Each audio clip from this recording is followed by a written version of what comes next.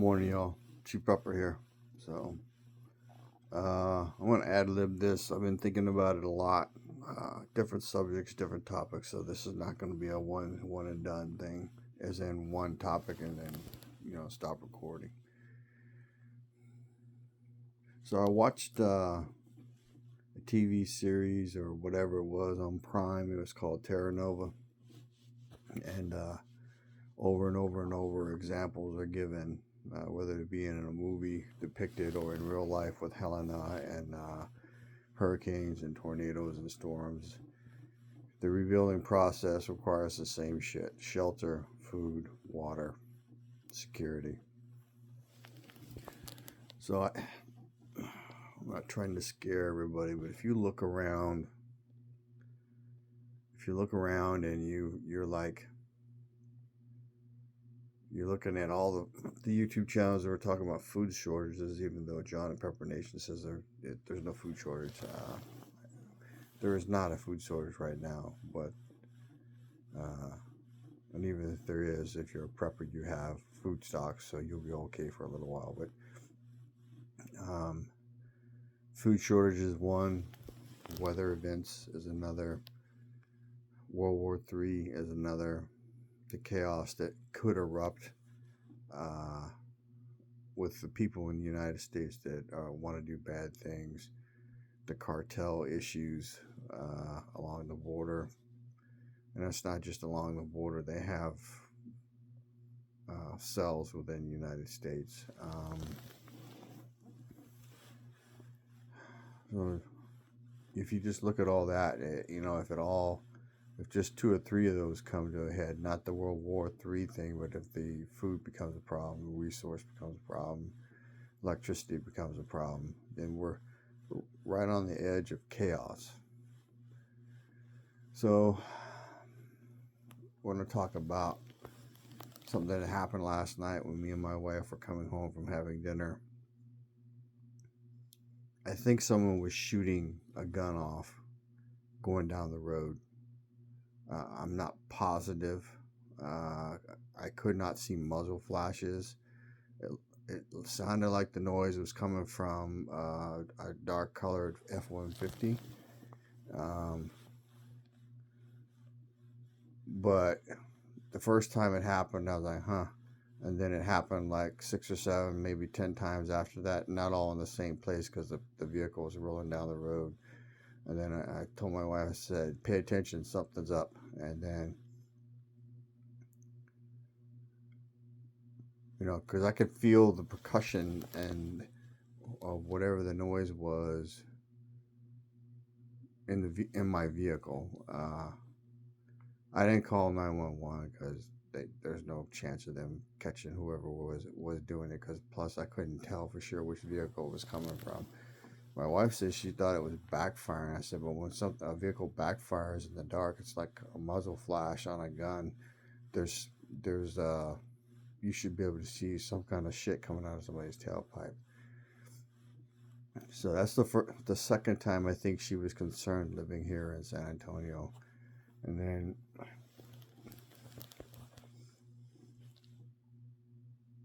so let's talk about your get home bag.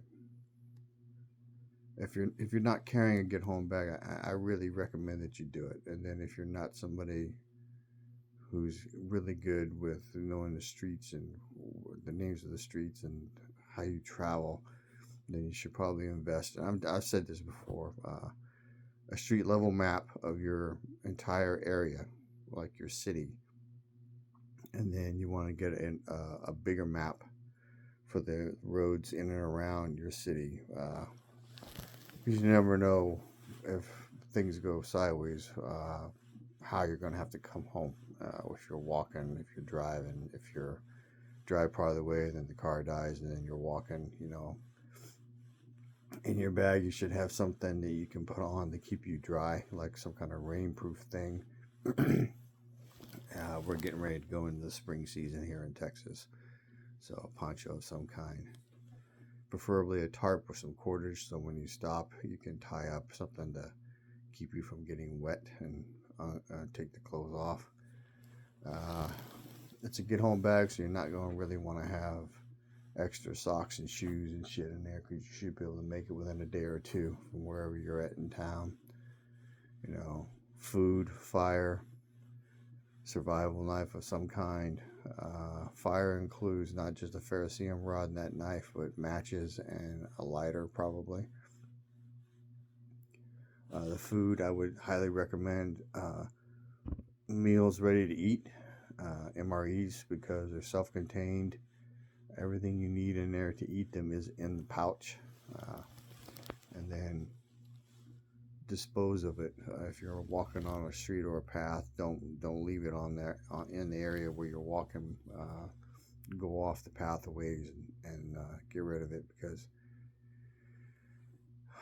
bad guys will quickly be able to discern the people who have a plan and are going somewhere.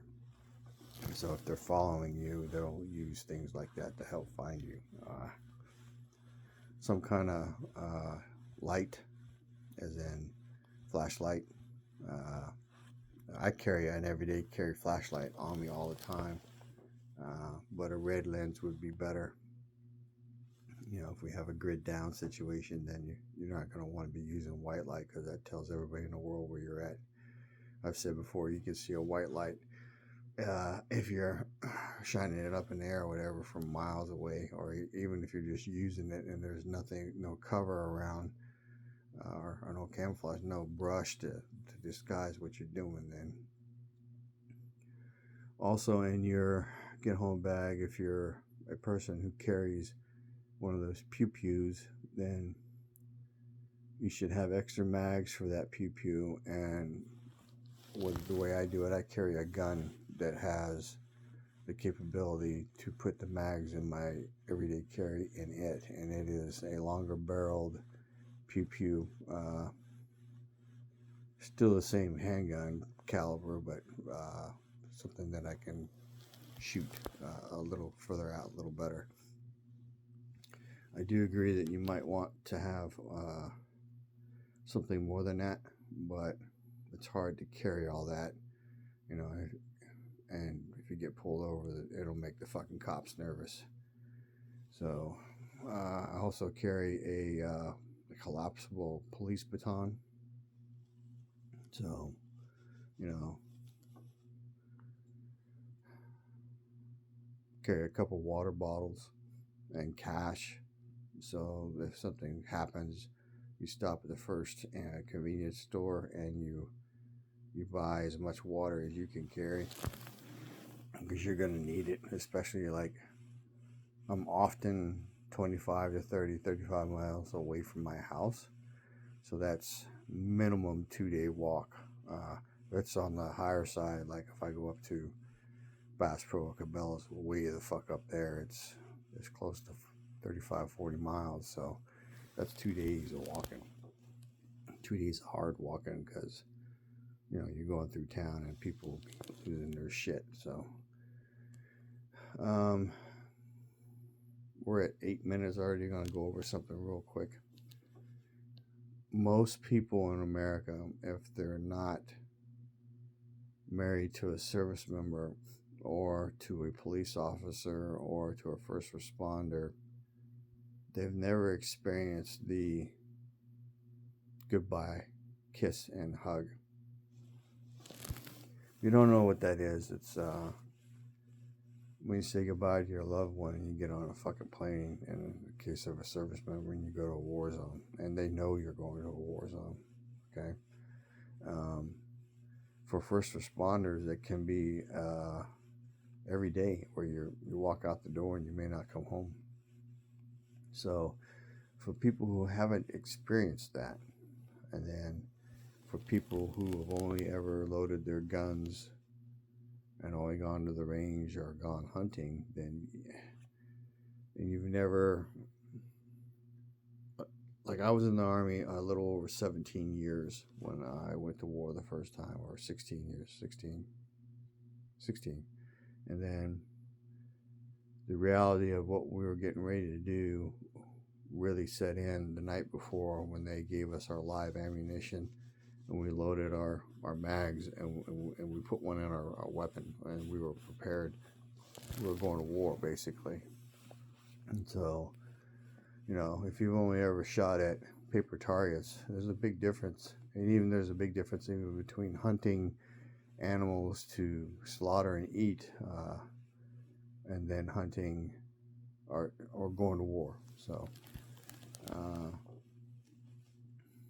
and the biggest problem with that is people are going to die, and then your ability to mourn is going to be limited, because mourning is a luxury you don't get in the middle of the fight. Not even a little bit. It's after, and if you're lucky, after comes, and you can, because sometimes after comes and then you can't. So, because you're still doing stuff.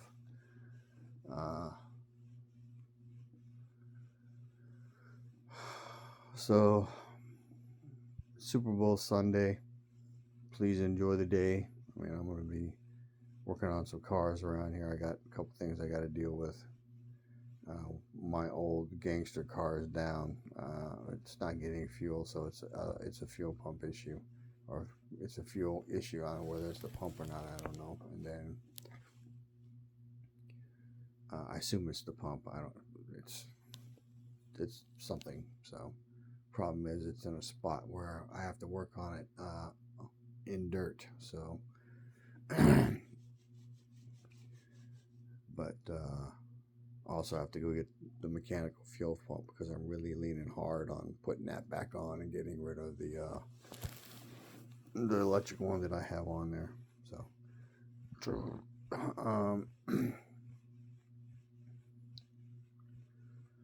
what else is there to say? Trump's supposed to go to the Super Bowl. He announced it like last week, so I'm not sure that's a good deal. I mean, literally, it's like ringing the fucking dinner bell for people. So, except they ain't going there to eat him, they're going there to kill him.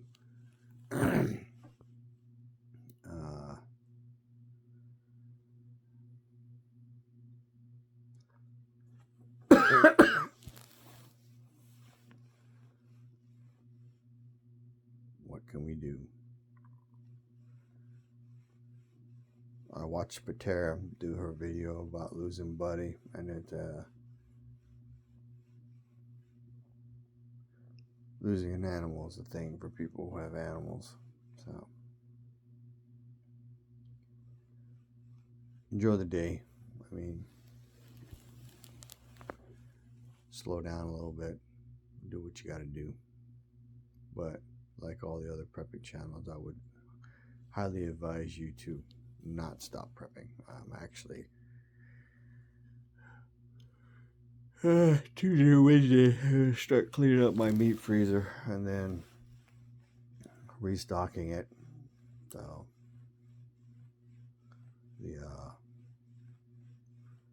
the restocking is going to be slower. It's just the way that is. So, and then I have to be very diligent and make sure I rotate the meat. Anyway, it's gone on long enough. It's almost at 14 minutes. Information is knowledge and power. Live low, prep a lot, share love. G Prepper out.